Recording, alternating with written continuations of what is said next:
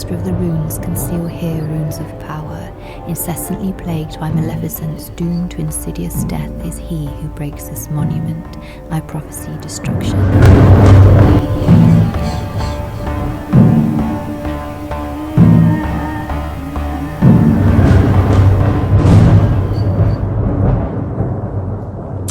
Well, those Vikings sure knew how to put a curse on someone. Welcome back, wild ones, witches and all. All you've just heard is a translation of an actual Swedish curse from roughly the 4th to the 6th century found on the Björketorp runestone in Sweden. There are various theories about why there was such a curse inscribed on the standing stone. Some think it's to protect the grave of Viking, and others think it was in honour of Odin. Now, if that intro tickled your fancy, then keep on watching, but if dark magic is not for you, then please click away now. To those of you who've dared to continue, welcome. This is obviously part 2, and in part 1, I said that we could best describe my type of witchcraft practice as being a type of folk magic. Usually, I work with benevolent energies or neutral energies for benevolent purposes. Although I don't really use these terms, for the purposes of keeping it simple, I can best be described as somewhat of a grey witch, mainly a white witch, but a little bit of a grey as well. This means that I'm okay sometimes with doing workings which do not have a benevolent outcome. For example, these are usually defensive magic spells, sending the energy back to the sender who originally wanted to cause me harm. As I've made clear in part 1, I will never break a human law, and I am completely against all types of sacrifice such as animal and human, and this should never happen. I will include in this video footage of me doing a defensive spell. Just as a disclaimer, it's not scientifically proven, outcomes cannot be guaranteed, and results may vary. I never encourage you to work in maleficent ways, and what you do is up to you. As I explained in part 1, I do believe that what you generally give out will come back to you. Perhaps not threefold, but certainly it comes back to you more. Now, on from that word of caution, and let's continue with this chapter. So now let's discuss some of the darker folk magic practices. Now, I've got some very interesting stories and historical records for you from around the area of England that I live in and grew up in. So this is around the southwest of the country.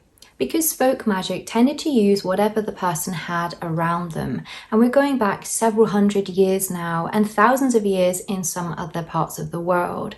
So usually this was things like pottery, clay, fabrics, pins, metals, use of the elements, use of the weather, and of course the spoken word, hair, and also bodily fluids. There are a lot of accounts during the witch trials of witches uttering words or spitting on people.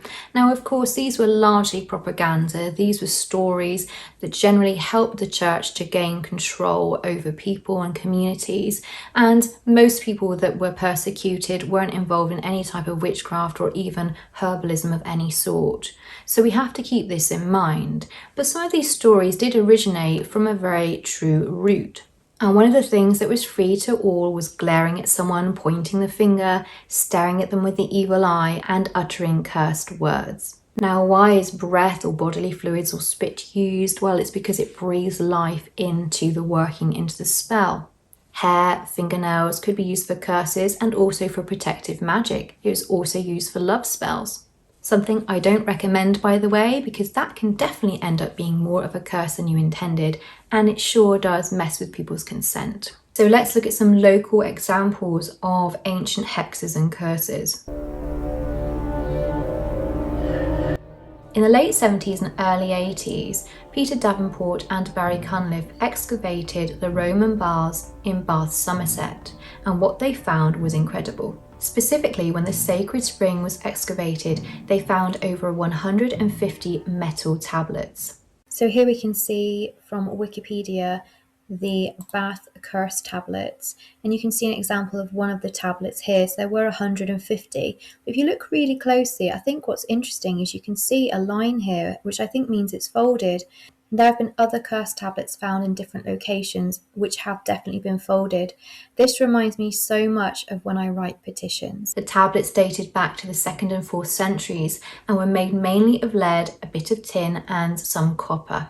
They were intended as an offering to the goddess Minerva, appealing for her help in cases of petty theft. Now, interestingly, the curse didn't take effect when the thief actually stole the items, but if they didn't return them. This was a type of justice spell which was very common at that time. The curse would be broken if the items were returned to the goddess Minerva. Now, just remembering back to my intro, we looked at the curse that was set in motion by the ancient Vikings, and this was inscribed onto a standing stone.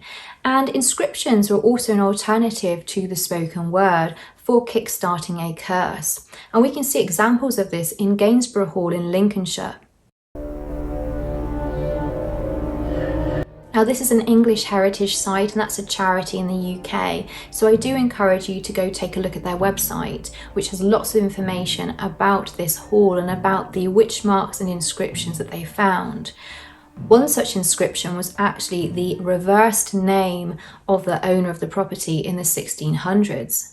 So here on the English Heritage site, which is www.english-heritage.org.uk, we can see that they uncovered these witches' marks, protective markings, and also potentially a curse at Gainsborough Old Hall.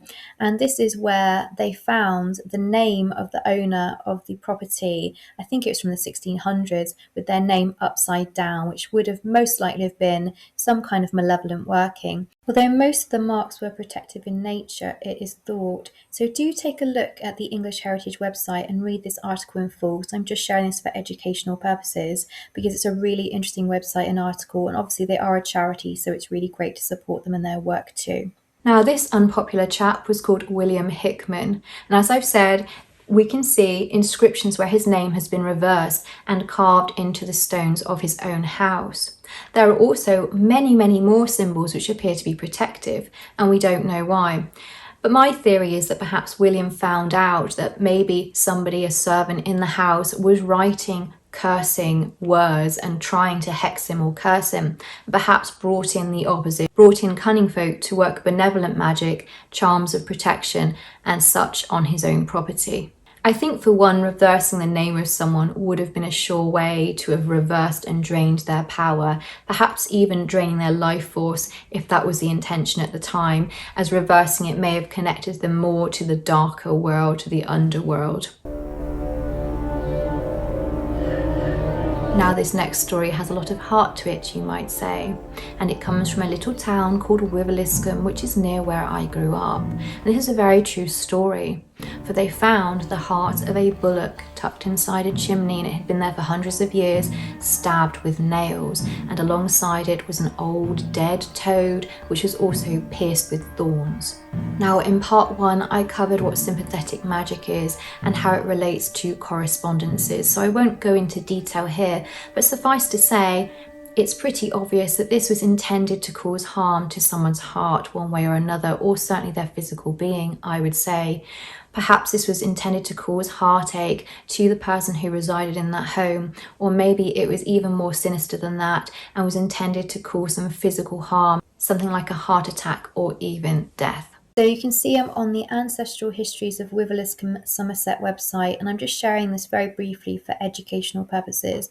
There's an article here about fairies, witches and conjurers of Wiveliscombe and Taunton, and this article is generally about the Burge family of Wiveliscombe, and we can see the bullock heart here, which was pierced with large nails, and of course we can't see the large toad with the thorns in it, but this is what was found in the chimney in Shoots Hill Farm. Now, this artefact is now stored at the Pitt Rivers Museum, along with lots of other witchcraft artefacts, I believe, also. So do take a look at the museum website and also this website too, because it is very fascinating. Now, if you're a witch living in Somerset, you may also be aware of the story of the Witch's Ladder, which was found in Wellington, Somerset. Now, I believe this is the oldest version of a witch's ladder that's been found, and it was found in 1911. Now, this artefact currently resides in the Pitt Rivers Museum, along with the bullock heart and the toad from the previous clip. As it was found in Victorian times, I must say I'm not convinced by the rationale for what it was actually used for. So after Lady had passed away and the house was cleared out, in the attic was found these very, very old brooms and this old witch's ladder. And the ladder consisted of mainly feathers knotted into a piece of string or a piece of thread.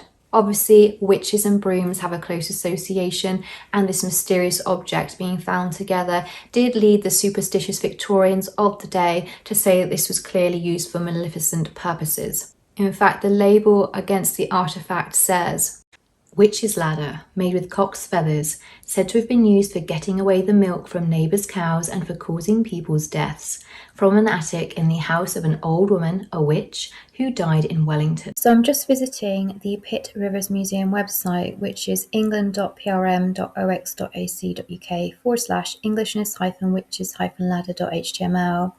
And I'm just showing this for educational purposes, but you can see here, this is the witch's ladder, which was found in Wellington. So I do encourage you to take a look at their website because it is really fascinating. I think that this reminds me of the old witches' knots, where you tie in knots in a series of numbers, adding in charms as you go, and you breathe your life into those knots, obviously for whatever purpose you intended. But with the black feathers, to me, it felt like a protective charm, and it felt like something that was probably intended to keep evil at bay, perhaps even to protect the crops, protect the home. So, what do you think, Wild Ones and Witches? Do you believe in the power of hexes and curses? Personally, I do. I do believe they work. I think this has a lot to do with the sender's willpower and also the recipient's willpower, and also a touch of karma. But that's just my opinion, and as always, you decide. Do you think that they only work if you know you've been cursed and that it's all psychological? I do think there is a psychological component myself, but I also know of cases where someone's been cursed and they didn't know they've been cursed and the outcome had manifested for them. So as always, you decide.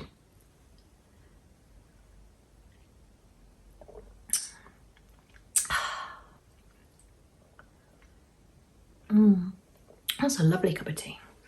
At the moment, the only thing that I want to curse is the YouTube algorithm, which in my opinion is really affecting small creators like myself. And I've been reading Reddit, I can see similar patterns happening in the data of other creators, particularly if you use any tiny bits of AI and you're not violating policy at all, you're working responsibly.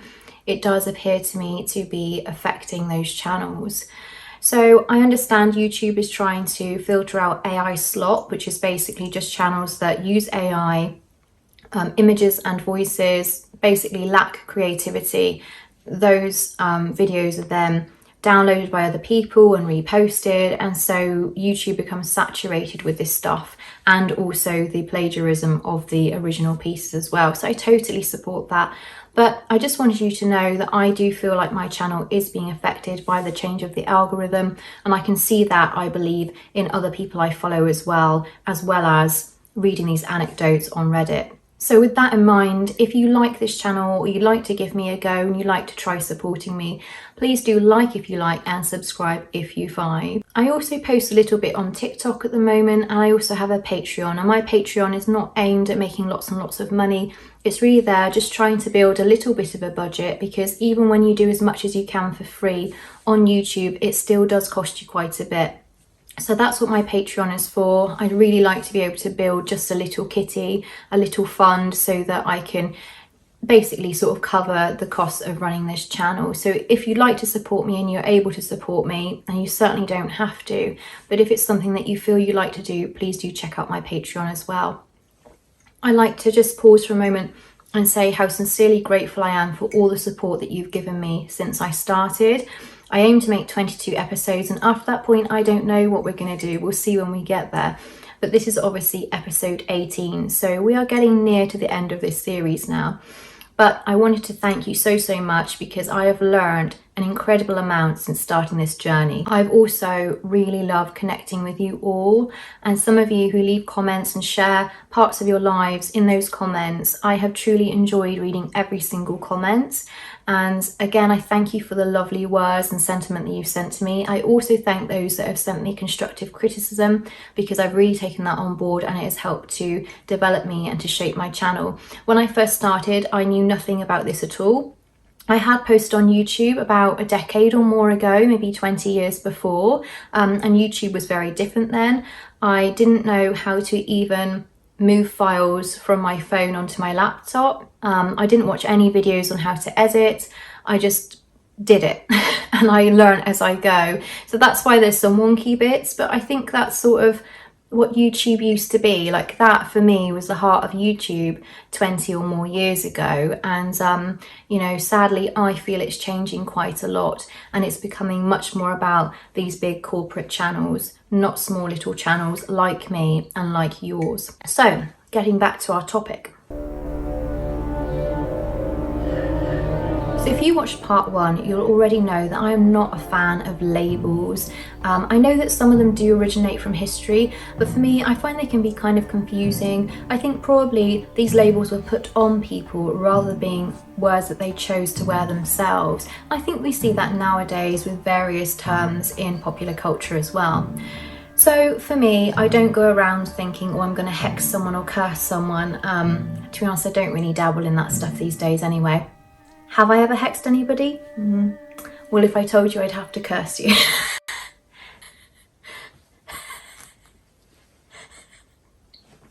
I think most people on their witchcraft journey at some point probably have sent something slightly negative towards an enemy.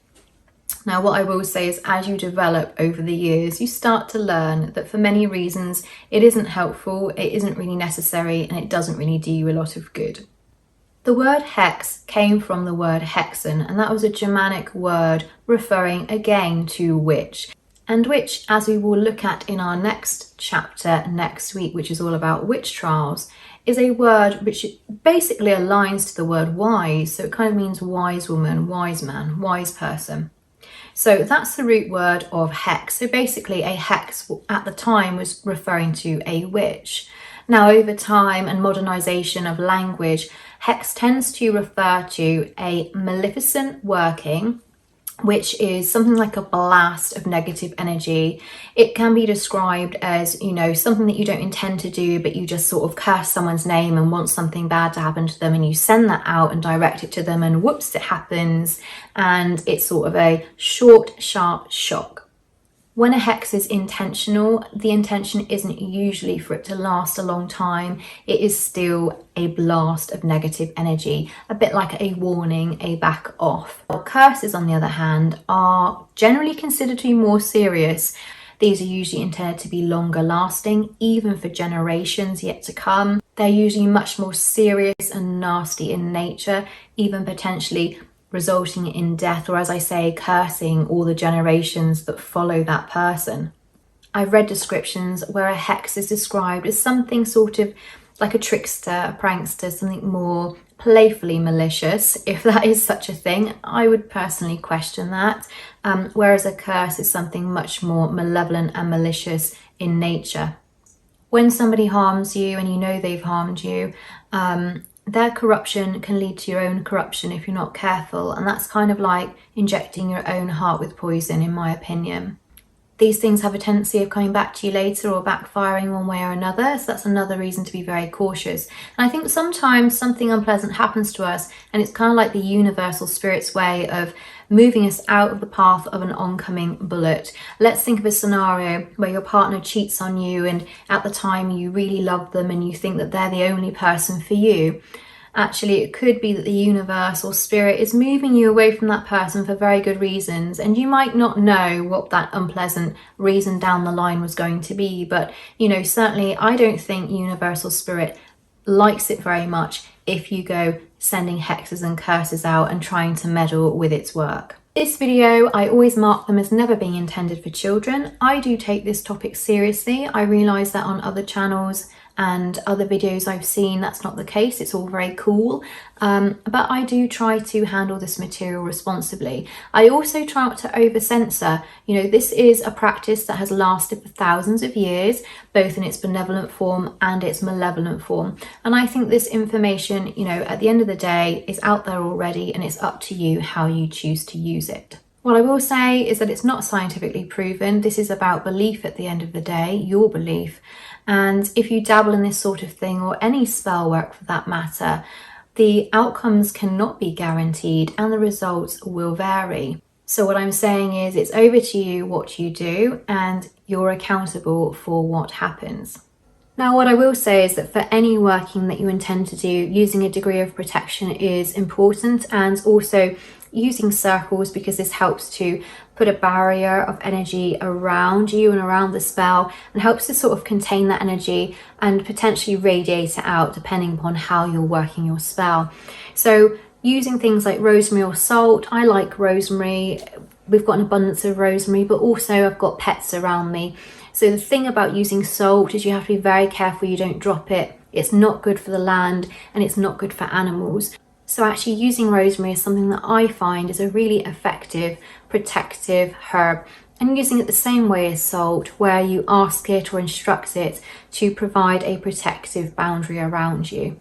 And then what I would do is, once I've got my circle, either I use a circle within my working or I use a circle around me. I then imagine that boundary of light energy, really, which goes over the top of my circle and underneath it as well. So it is not a 2D circle, but it is a 3D or multi-dimensional circle in this case. And that contains my energy as I work the spell and as I build it. So thank you for watching Wild Ones and Witches. I hope that you found it interesting. I'm now going to leave you with a short defensive spell. I'm sure this is quite widely known, but I thought it was probably the simplest one to include. As I've said, results aren't guaranteed, results can vary, it's not scientifically proven, and it's all about belief. So it's really up to the person who decides to do it, and it's on them as to what happens. So thank you for watching. Like if you like, and subscribe if you vibe. I will see you next week, where I will be following the story of a real life person back in the 1600s, local to me, who was persecuted for witchcraft. So I shall see you there.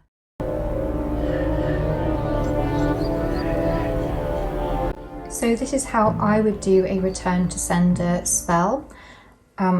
What you do is obviously up to you. In this case, what I have done is I've prepared a circle of salt.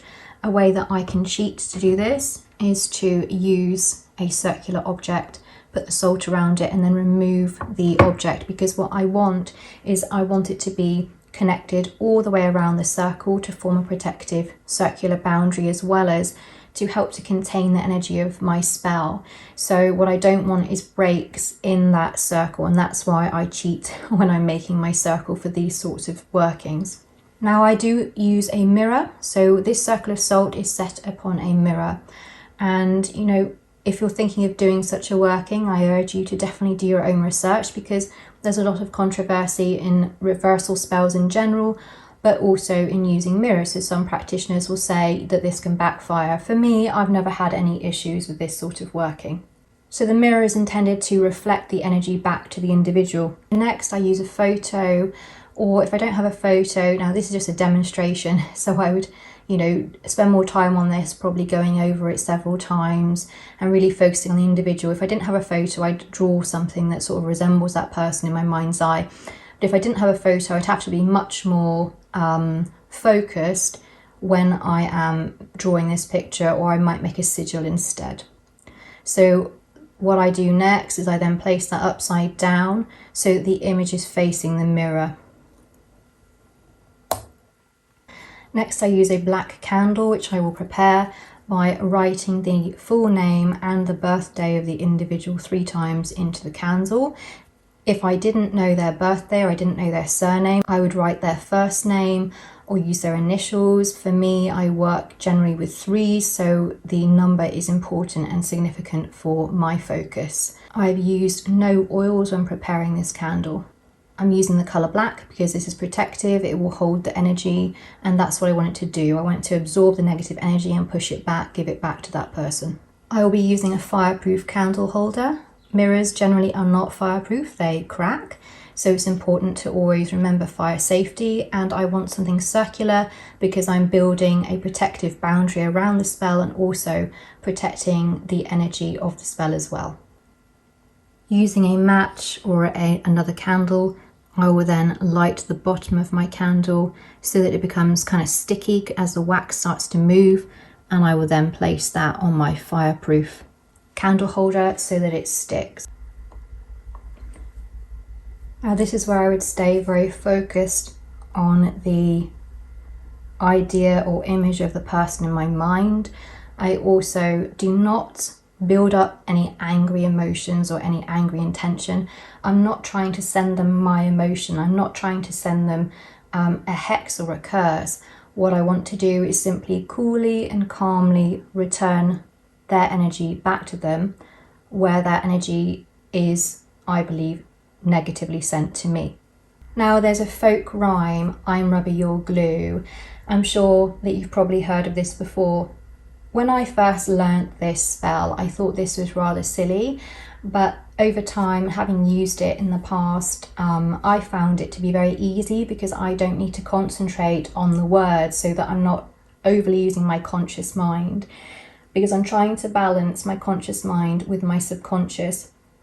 And as I say my ritual, I'm wanting to sort of focus my intention and my energy rather than become anxious or overly concerned with every word. So if I was going to say something, I would say something along the lines of, I'm rubber, you're glue, ill intent you sent to me, I return to you. I'm rubber, you're glue, ill intent you sent to me, I return to you. I'm rubber, you're glue, ill intent you sent to me, I return to you. So mote it be. And I will then allow my candle to burn fully down.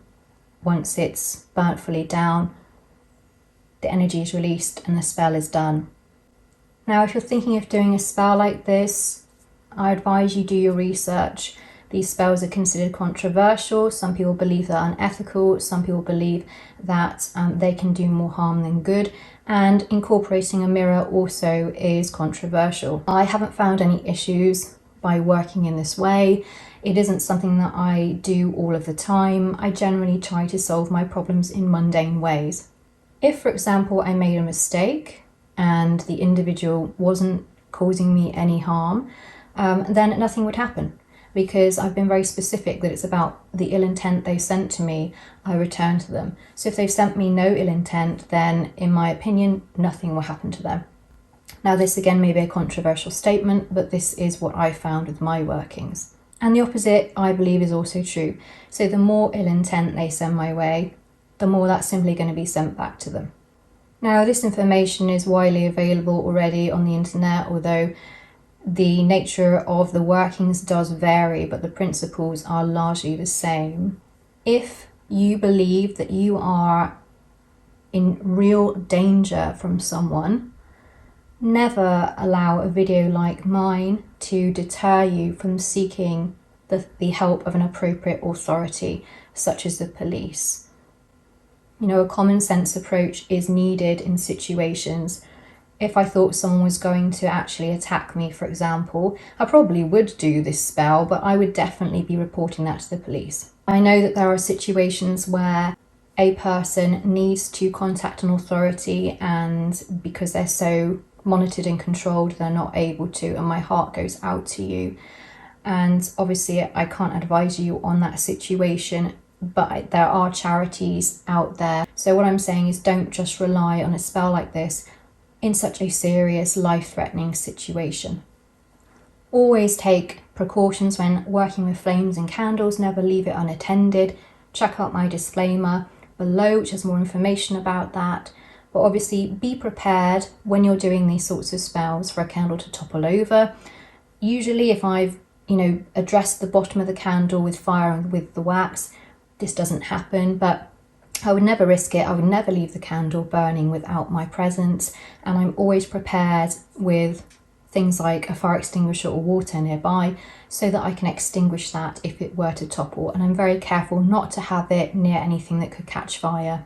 Now, the concept with how this spell is working using sympathetic magic is that the black candle is there for protection, to absorb the negative energy, sending it down into the mirror, and as that energy is going through to the mirror, in between we've got the photograph of the person and their face is facing the mirror, so it's reflecting back to them. Also inscribing the name in the candle 3 times is like a ritualistic way of kind of binding the spell to that individual. So I believe that as that candle burns down, their negative energy that's been sent to me is then being returned down through the candle using sympathetic magic back to that individual. Now, one of the controversies about using such a spell is, what if the person kind of hexed you, i.e. they sent you a blast of negative energy and they didn't really intend to? Is it really right to send that energy back to them? Now, that's a rhetorical question, because that to me is up to each individual, each practitioner to decide where their threshold is. So how far do you go before you're overstepping your ethical line? I'm comfortable working in this way. One of the ways that I personally have felt that I know where that line is that when I've crossed it, I have had that energy returned back to me. Now, when I've used defensive magic like this, and I've used it in situations where I'm very certain about what is happening to me, what's being done to me, and who by, I have had no rebounds myself. And I don't believe that's just because of the protective work that I do. I believe it's a karmic thing as well. So, essentially that energy was never really meant for me in the first place, and that needs to go back to them. And I think this is about responsibility. So if somebody was to accidentally crash their car into my house, then even though that was an accident, they would still be responsible for that action.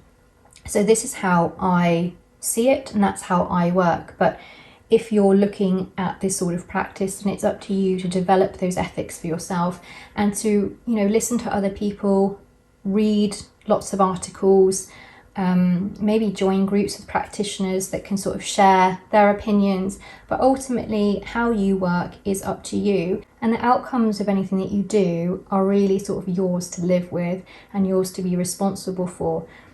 I think that our word responsibility is underused these days. I think people tend to click off when you say, look, this is your responsibility.